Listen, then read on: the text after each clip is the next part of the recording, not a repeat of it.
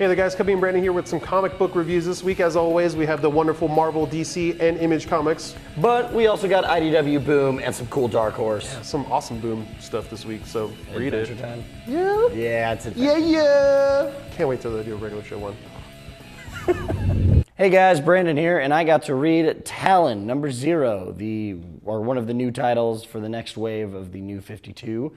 We get Calvin Rose, the rogue Talon from the Court of Owls, and a really cool just summary of where he came from and where we're going to see the book take off of. So one thing I'm really enjoying about these new 0 issues that we haven't seen anything from yet is we get an origin, and then we're jumping right into the story.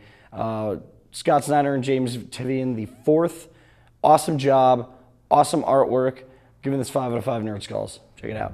Hey guys, Cubby here with my comic reviews this week. I got to read Ultimate Comics number 16 this week, and whoa, I've been mind blown completely. Captain America, last issue, was elected president. I don't know if you guys know that. That is somewhat of a spoiler, but it's not really that terrible of a spoiler, so whatever. Anyways, helps with the plot. It just really caught me off guard. I did not expect him to be actually elected. Yada, yada, yada, you know, they're pulling all those comic book stops out. But the way he accepts it, he initially, it seems like he's gonna deny it. He accepts it and takes an active role, a really, really active role into stopping all these crazy wars that are going on in the Ultimate Universe and trying to unify the Union once more. And man, if we had a president that could do stuff like this in real life, I think the world would be a lot better. So yay, Captain America for that, because this issue just made me like kind of lose hope in real life humanity, and I really wanted this guy to lead our country. But either way, this issue was great. The only problem I had with it actually was the artwork, whereas it's really great art and it really, really fits the story. Just in certain parts, it didn't seem like it was as cohesive. It didn't seem like he took as much time with certain panels as other panels as he should have.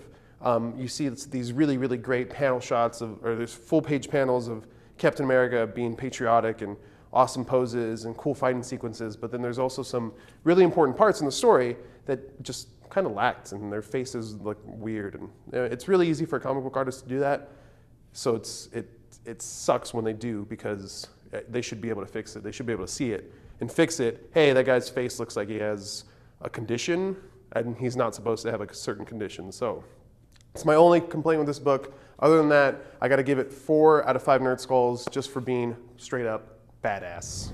So this week I got to check out Before Watchmen, Ozymandias number 3, written by Len Wein, and I have to say, this book was a lot of violence and a lot of action, and it was just a really fun ride. The art by Jay Lee is absolutely incredible, and this issue especially has a lot of other characters from the other Before Watchmen titles, and it's obviously building towards a big storyline that's going to kind of lead us into the actual Watchmen series.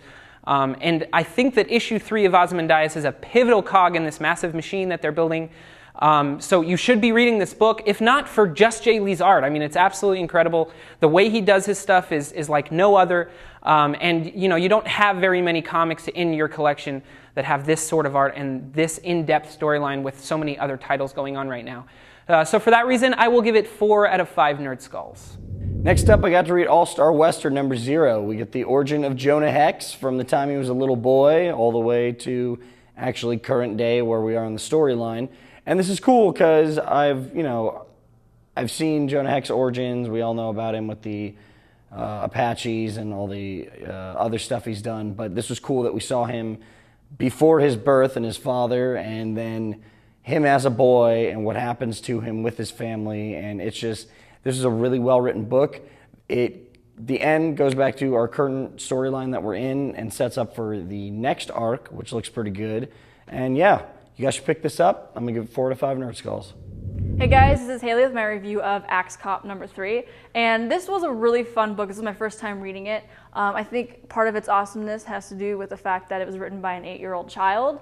The book is everywhere, and it's just really cool to see the mind of a child. It goes from one place to the other, but there's still a story that ties in from beginning to end, which is really, really cool in an 8-year-old. There is seems to be that everything awesome is gold. There is a man who literally turns into everything. I'm not going to tell you what that means, just look at it, it's awesome. And my favorite line was, "Eat my goo punches." I'm giving this book 3.5 nerd skulls. All right, folks, I also got to read The Tower Chronicles by Matt Wagner. I really hoped Matt Wagner was actually doing the art on this. He only wrote it.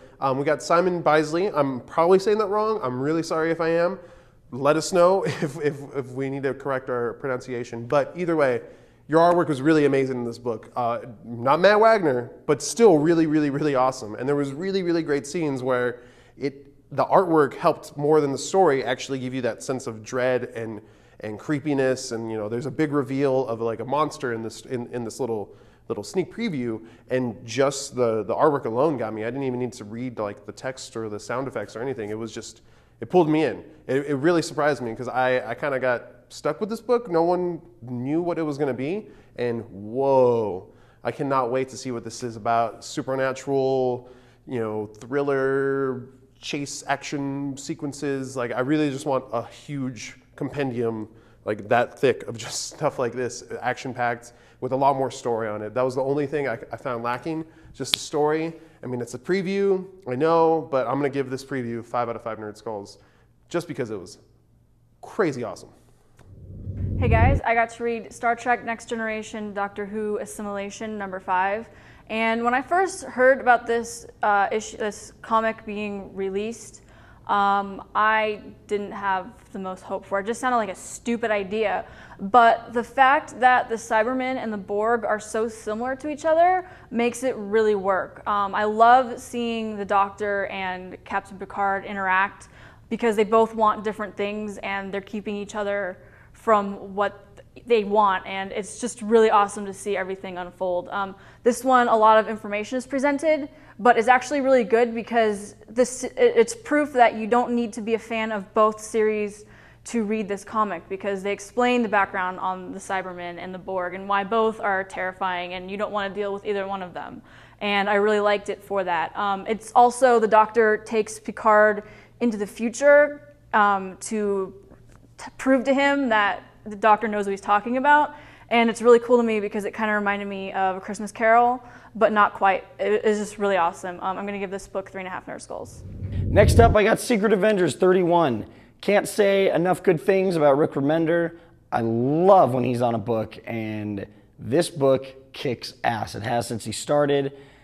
I'm just loving what they're doing here with all the villains, and he's really, really utilizing Venom and Ant-Man in ways that I didn't really see how they would fit in this team book setting, but he's doing an awesome job with it. I love it. You guys should pick this up. 4 to 5 Nerd Skulls. The very longed-for Happy #1 came out this week, written by Grant Morrison and drawn by the astounding Derek Robertson.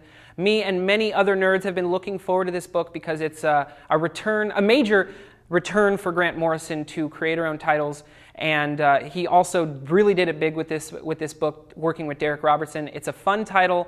We don't know if the imaginary horse is indeed imaginary or not, because he is actually helping in a very big way in this issue. And I don't want to spoil anything, because the best part about this read for me was I went into it not knowing anything other than that there's a funny looking horse on the cover. So I highly recommend it. Plus, Grant Morrison and Derek Robertson are going to be here in Las Vegas for Morrison Con on Friday, Saturday, and Sunday, and I'm going to be there. I'm going to talk about this book especially just because it was so good. So you should all check it out. I'm going to give it 5 out of 5 Nerd Skulls.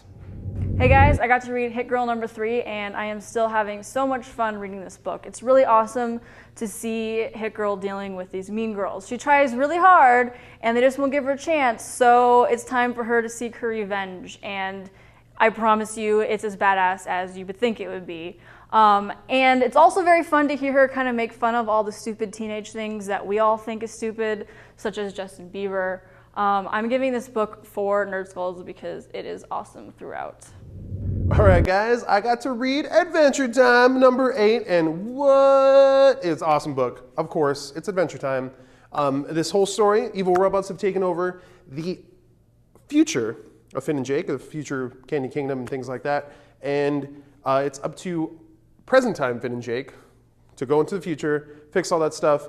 It's a really crazy story. There's a lot of time travel involved, and it's kind of confusing. I have to read it a couple times, but still great issue, and a great backup story featuring Hot Dog Princess that's adorable and funny and kind of like a little more adult than like all Adventure Time stuff. It's just a little more adult than it should be, and it totally makes sense to someone who's a little older.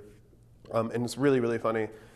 Great artwork. Cannot wait for the next issue with the Houghton brothers actually doing a backup story on it. So definitely check that out and check this issue out. This issue is getting 4.5 Nerd Skulls.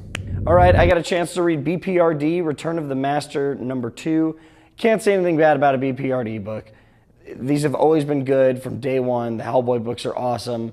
This is just a really cool franchise. This story, it's definitely building up to something. Not too much crazy stuff happens in this, but I'm enjoying it a lot. I'm going to pick it up next month for sure, giving it 3 out of 5 Nerd Skulls. If you've been wondering, as long as I have, about the outcome to the Monster Girl and Rexplode fiasco going on in Invincible, be prepared for a whirlwind of answers in issue 95. This book obviously concludes the long-awaited flashback arc in Invincible, going back to what happened on the Flaxen world in this title between Monster Girl and Rexplode. In the last issue, we learned that there's this unprecedented offspring between a Flaxen and Monster Girl, and unfortunately she has no idea how that happened. This issue answers all that and so many more questions that you've been wondering.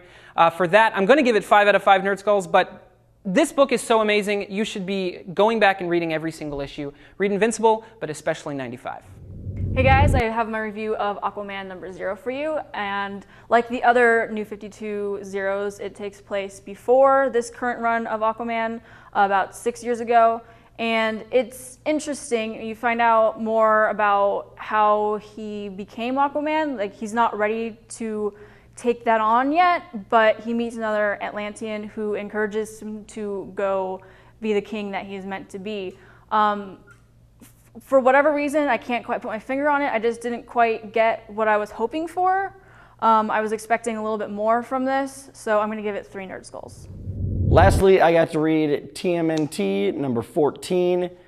Loving the Ninja Turtles title. This one we return with Raphael and Splinter when Raphael was ready to confront Casey Jones's dad for being a terrible father and, not treating Casey right. And really shows, Splinter really shows Raphael just responsibility and what you do and how your actions lead to other things. And the ending of this, Splinter kind of steps up, does something really cool that I'm excited to see how this plays into this, kind of reboot of the Teenage Mutant Ninja Turtles stuff. But awesome book. You guys need to be reading this. 4 out of 5 Nerd Skulls. All right, that is going to do it for all the comic reviews we have for this week. If there's anything you want us to review, let us know in the comments below. But until then, check us out on Twitter, Facebook, YouTube, and nerdlocker.com for all your nerdy news. My name's Brandon. And I'm Cubby. And we'll see you next week for even more comic reviews.